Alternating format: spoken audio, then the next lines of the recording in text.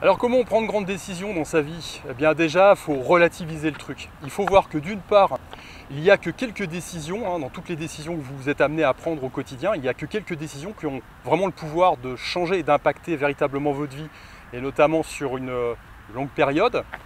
Et puis le deuxième paramètre, c'est de se dire qu'il y a très peu de choses qui sont irrévocables. Vous pouvez, si vous vous trompez, parfois faire marche arrière. Alors sur certaines décisions, c'est plus compliqué, il faut quand même s'en rendre compte. Mais la plupart du temps, on peut peut-être pas revenir en arrière, mais on peut bifurquer, rectifier le tir et de toute façon, dans tous les cas de figure, il faut arrêter de dramatiser le truc parce que la vie, c'est du mouvement et puis il faut faire des expériences. Voilà, on arrive toujours à se refaire, il n'y a pas de souci. Alors, comment on prend une grande décision? Eh bien, comme une expatriation par exemple, qui va me servir d'exemple aujourd'hui dans mon discours. Eh bien déjà il faut un moteur. Alors le moteur on le trouve de différentes façons, ça peut être la peur, ça peut être l'envie. Pour moi il y a deux grandes polarités, la peur et l'amour entre guillemets. Donc vous avez peur d'un truc ou alors vous êtes porté par une vision qui, lorsque vous y pensez, vous met du baume au cœur. Vous vous dites voilà je vais partir là-bas, je vais réussir, ou j'entreprends tel projet et ce projet va m'amener plus haut, va m'apporter de grandes satisfactions. Ou alors je me sauve d'une zone de guerre parce que ça va chier, voilà, ça peut être ça. Donc ça c'est des moteurs, c'est important. C'est des choses qui peuvent mettre le feu aux poudres de l'action et de la réflexion, surtout dans un premier temps. Et quand on en est à cette phase-là, il faut travailler ce moteur, il faut l'entretenir. C'est comme la passion. Vous êtes passionné de sport, je sais pas moi, de musique par exemple, ça se travaille. Donc il faut travailler le dossier. Et puis ensuite, il vous faut des marqueurs. Alors les marqueurs, c'est quoi? Eh bien, c'est tout simplement une petite pierre blanche que vous mettez dans le flot des événements et qui va vous aider à vérifier vos analyses, tout simplement. Alors moi, je m'explique comment ça s'est passé pour mon expatriation. J'ai toujours voulu, j'ai voyagé pas mal dans ma vie déjà, essentiellement en tant que touriste, mais bon, donc j'ai vu pas mal de cultures différentes, de pays différents. Et je me suis dit, j'ai toujours eu envie finalement de tenter une expatriation à un moment donné. Alors ça s'est jamais, pour l'instant, jusqu'à présent, ça s'était jamais produit. Et puis, il faut dire que je suis arrivé à une époque de ma vie où j'ai remis beaucoup de choses en question et effectivement, en analysant l'environnement socio-économique, politique de mon fameux pays d'origine, qu'on aime tant, la France, là je me suis dit, là à un moment, il va falloir bouger parce que ça ne me convenait pas, ça ne me convenait plus par rapport à ce que j'avais analysé. Et donc du coup, il a fallu que je mette des marqueurs.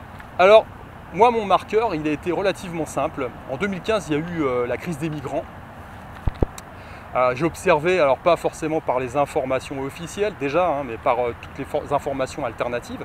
J'ai vu ce qui se passait dans les Hauts-de-France, voilà, du côté de Calais. Et je me suis dit, mais c'est juste pas possible. Comment font les habitants pour supporter ce genre de truc?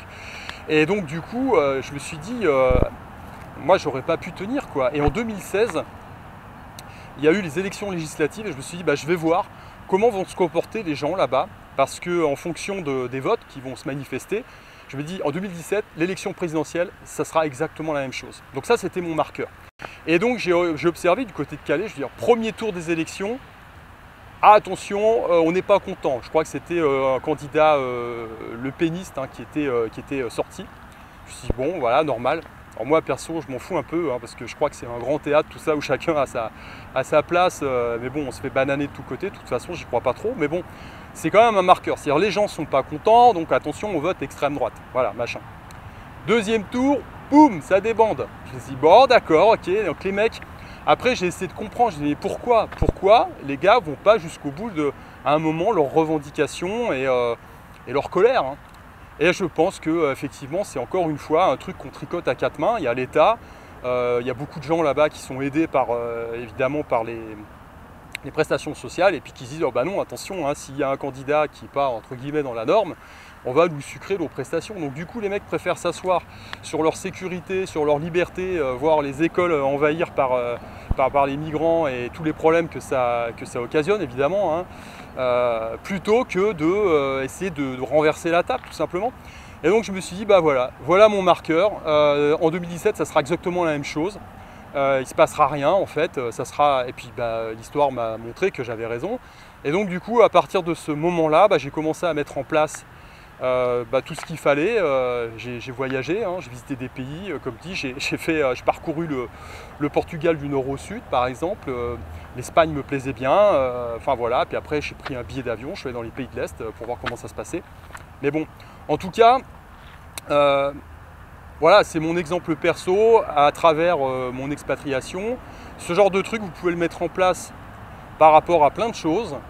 Il vous faut un moteur, il vous faut des convictions, et puis il vous faut effectivement des marqueurs hein, qui vous confirment à un moment donné que il faut vous bouger, quoi, tout simplement. Voilà, voilà, écoutez, je ne sais pas si certains sont dans un cas similaire, dites-moi hein, en commentaire, ça peut toujours être intéressant. Comment vous fonctionnez vous? Qu'est-ce qui a pu fonctionner à un moment pour vous dans des décisions importantes à prendre dans votre vie? Allez, je vous dis à plus. Ciao, ciao.